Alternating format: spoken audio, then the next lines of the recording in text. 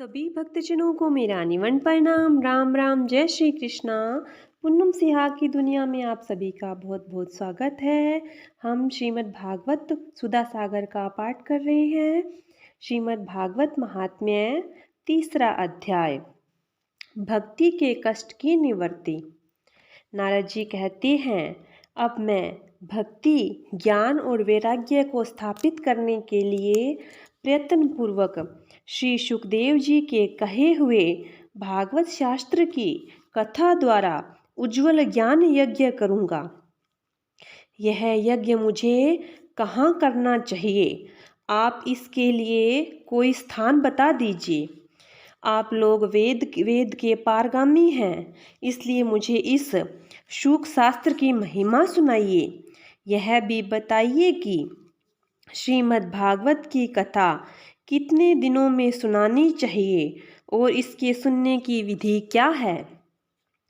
सनकादि बोले, नारद जी, आप बड़े विनीत और विवेकी हैं। सुनिए, हम आपको ये सब बातें बताते हैं। हरिद्वार के पास आनंद नाम का एक घाट है। वहाँ अनेकों ऋषि रहते हैं तथा देवता और सिद्ध लोग भी उसका सेवन करते रहते हैं। भांति भांति के वृक्ष और लताओं के कारण वह बड़ा सघन है और वहाँ बड़ी कोमल नवीन बालू बिछी हुई है। वह घाट बड़ा ही सुरम्य और एकांत प्रदेश में है। वहाँ हर समय सुनहले कमलों की सुगंध आया करती है। उनके आसपास रहने वाले सिंह, हाथी आदि परस्पर विरोधी जीवों के चित्त में भी वैर भाव नहीं है। वहाँ आप बिना किसी विशेष प्रयत्न के ही ज्ञान यज्ञ आरंभ कर दीजिए। उस स्थान पर कथा में अपूर्व रस का उदय होगा। भक्ति भी अपनी आँखों के ही सामने निर्बल और जरा जीर्ण अवस्था में पड़े हुए ज्ञान और वैराग्य को साथ लेकर वहाँ आ जाएगी। क्योंकि जहाँ श्रीमद् भागवत की कथा होती है, वहाँ ये भक्ति आदि अपने आप पहुँच जाते हैं। वहाँ कानों में कथा के शब्द पढ़ने से ये तीनों तरुण हो जाएंगे। सूत जी कहते हैं, इस प्रकार कहकर नारद जी के साथ सनकादि भी श्रीमद् भागवत कथामृत का पान करने के लिए वहाँ से तुरंत गंगा तट पर चले आए। जिस समय वे तट पर पहुँचे, भूलोक, देवलोक और ब्रह्मलोक सभी जगह इस कथा का हल्ला हो गया। जो भागवत कथा के रसिक विष्णु भगत थे, वे सभी श्रीमद् भागवत कथा अमृत का पान करने के लिए सबसे आगे दौड़ दौड़ कर आने लगे। भृगु, वशिष्ठ, च्यवन, गौतम, मेघतिथि, देवल, देवरात, परशुराम, विश्वामित्र, साकल, मार्कंडेय, दत्तात्रेय, पिपलाद, योगेश्वर, व्यास और पराशर, छायाशुक, जाजली और जन्हु आदि सभी प्रधान मुनिगण अपने अपने पुत्र, शिष्यों और स्त्रियों समेत बड़े प्रेम भाव से वहां आए। इनके सिवा वेद, वेदांत, उपनिषद, मंत्र, तंत्र, स्त्रह, पुराण और छहों शास्त्रों में मूर्तिमान होकर वहां उपस्थित हुए। गंगा आदि नदियाँ, पुष्कर आदि सरोवर, कुरुक्षेत्र आदि समस्त क्षेत्र, सारी दिशाएं, दंडक आदि वन, हिमालय आदि पर्वत तथा देव, गंधर्व और दानव आदि सभी कथा सुनने चले आए। जो लोग अपने गौरव के कारण नहीं आए, महर्षि भृगु उन्हें समझा बुझा कर ले आए। तब कथा सुनने के लिए दीक्षित होकर श्री कृष्ण पारायण सनकादि नारद जी के दिए हुए श्रेष्ठ आसन पर विराजमान हुए। उस समय सभी श्रोताओं ने उनकी वंदना की। श्रोताओं में वैष्णव, विरक्त, सन्यासी और ब्रह्मचारी लोग आगे बैठे और उन सब के आगे नारद जी विराजमान हुए। एक और ऋषिगण, एक और देवता, एक और वेद और उपनिषद तथा एक और तीर्थ बैठे, दूसरी ओर स्त्रियां बैठी। उस समय सब और जय जयकार, नमस्कार और शंखों का शब्द होने लगा और अबीर, गुलाल, खीर तथा फूलों की खूब वर्षा होने लगी। कोई कोई देव श्रेष्ठ तो विमानों पर चढ़कर वहां बैठे हुए सब लोगों पर कल्प वृक्ष के पुष्पों की वर्षा करने लगे।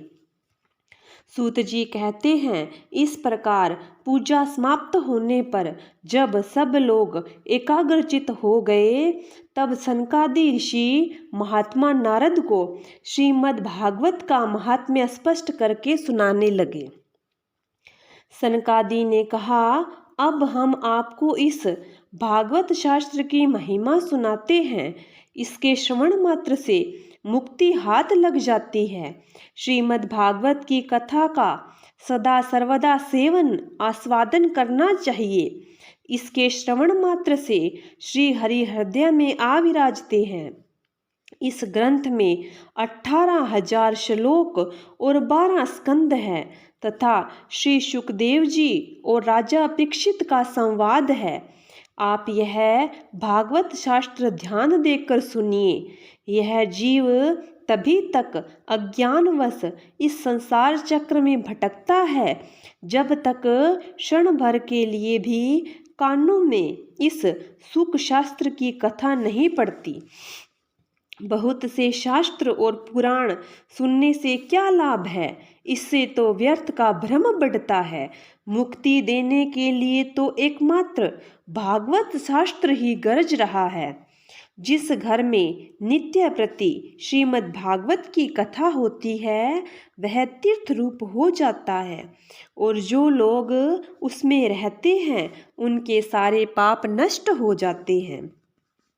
हजारों अश्वमेघ और सैकड़ों वाजपेय यज्ञ इस सुख शास्त्र की कथा का 16वां अंश भी नहीं हो सकते। तपोधनों, जब तक लोग अच्छी तरह श्रीमद् भागवत का श्रवण नहीं करते, तभी तक उनके शरीर में पाप निवास करता है। फल की दृष्टि से यह सुख शास्त्र कथा की समता गंगा, गया, काशी, पुष्कर या प्रयाग कोई तीर्थ भी नहीं कर सकता। यदि आपको परम गति की इच्छा है तो अपने मुख से ही श्रीमद् भागवत के आधे अथवा चौथाई श्लोक का भी नित्य प्रति नियम पूर्वक पाठ करना चाहिए। ओंकार, गायत्री, पुरुष सूक्त, तीनों वेद, श्रीमद् भागवत, ओम नमो भगवते वासुदेवाय, यह द्वादक्षर मंत्र, 12 मूर्तियों वाले सूर्य भगवान, प्रयाग, संवत्सर रूप काल, ब्राह्मण, अग्निहोत्र, गौ, द्वादशी तिथि, तुलसी, वसंत ऋतु और भगवान पुरुषोत्तम, इन सब में बुद्धिमान लोग वस्तुतः कोई अंतर नहीं मानते। जो पुरुष अहर्निश अर्थ सहित श्रीमद् भागवत शास्त्र का पाठ करता है, उसके करोड़ों जन्मों के पाप नष्ट हो जाते हैं। इसमें तनिक भी संदेह नहीं है। जो पुरुष नित्य प्रति भागवत का आधा या चौथाई श्लोक भी पढ़ता है, उसे राजसूय और अश्वमेघ यज्ञों का फल मिलता है। नित्य भागवत का पाठ करना, भगवान का चिंतन करना, तुलसी को सींचना और गौ की सेवा करना, ये चारों समान है। जो पुरुष अंत समय में श्रीमद् भागवत का वाक्य सुन लेता है, उस पर प्रसन्न होकर भगवान उसे बैकुंठ धाम देते हैं। जो पुरुष इसे सोने के सिंहासन पर रखकर विष्णु भगत को दान करता है, वह अवश्य ही भगवान का सायुज्य प्राप्त करता है। जिस दुष्ट ने अपनी सारी आयु में चित्त को एकाग्र करके श्रीमद् भागवत कथा अमृत का थोड़ा सा भी रसास्वादन नहीं किया, उसने तो अपना सारा जन्म चंडाल और गधों के समान व्यर्थ ही गवा दिया। वह तो अपनी माता को प्रसव पीड़ा पहुंचाने के लिए ही उत्पन्न हुआ। जिसने इस सुख शास्त्र को के थोड़े से वचन भी नहीं सुने, वह पापात्मा तो जीता हुआ भी मुर्दे के समान है। पृथ्वी के भार स्वरूप उस पशु तुल्य मनुष्य को धिक्कार है, यो स्वर्गलोक में देवताओं में प्रधान इंद्र आदि करते हैं। संसार में श्रीमद् भागवत की कथा का मिलना अवश्य ही कठिन है। जब करोड़ों जन्मों का पुण्य होता है तभी इसकी प्राप्ति होती है। नारद जी, आप बड़े ही बुद्धिमान और योग निधि हैं। आप प्रयत्न पूर्वक कथा श्रवण कीजिए। इसे सुनने के लिए दिनों का कोई नियम नहीं है। इसे तो सर्वदा हमेशा ही सुनना अच्छा होता है। इसे सत्य भाषण और ब्रह्मचर्य पालन पूर्वक सर्वदा सुनना ही श्रेष्ठ माना गया है। किंतु कलयुग में ऐसा कठिन है, इसलिए इसको सुखदेव जी ने जो विशेष विधि बताई है वह जान लेनी चाहिए। कलयुग में बहुत दिनों तक चित्त की वृत्तियों को वश में रखना, नियमों में बंधे रहना और किसी पुण्य कार्य के लिए दीक्षित रहना कठिन है। इसलिए सप्ताह श्रवण की विधि है। श्रद्धा पूर्वक कभी भी श्रवण करने से अथवा माघ मास में श्रवण करने से जो फल होता है वही फल श्री सुखदेव जी ने सप्ताह श्रवण में निर्धारित किया है। मन के असंयम, रोगों की बहुलता और आयु की अल्पता के कारण कलयुग में अनेकों दोषों की संभावना से ही सप्ताह श्रवण का विधान किया गया है। जो फल तप, योग और समाधि से भी प्राप्त नहीं हो सकता, वह सर्वांग रूप में सप्ताह श्रवण से सहज में ही मिल जाता है। सप्ताह श्रवण यज्ञ से बढ़कर, व्रत से बढ़कर, तप से कहीं बढ़कर है। तीर्थ सेवन से तो सदा ही बड़ा होता है। योग से बढ़कर है, यहाँ तक कि ध्यान और ज्ञान से भी बढ़कर है। अजी, इसकी विशेषता का कहाँ तक वर्णन करें, यह तो सभी से ही बढ़ चढ़कर है। सोनक जी ने पूछा, सूत जी, यह तो आपने बड़े आश्चर्य की बात कही। अवश्य ही यह भागवत पुराण योगवेता ब्रह्मा जी के भी आदि कारण श्री नारायण का निरूपण करता है, परंतु यह मोक्ष की प्राप्ति में ज्ञान आदि सभी साधनों का तिरस्कार करके इस युग में उनसे भी कैसे बढ़ गया। सूत जी ने कहा, सोनक जी, जब भगवान श्री कृष्ण इस धराधाम को छोड़कर अपने नित्य धाम जाने लगे, तब उनके मुखारविंद से एकादश स्कंद का ज्ञानोपदेश सुनकर भी उद्धव जी ने पूछा।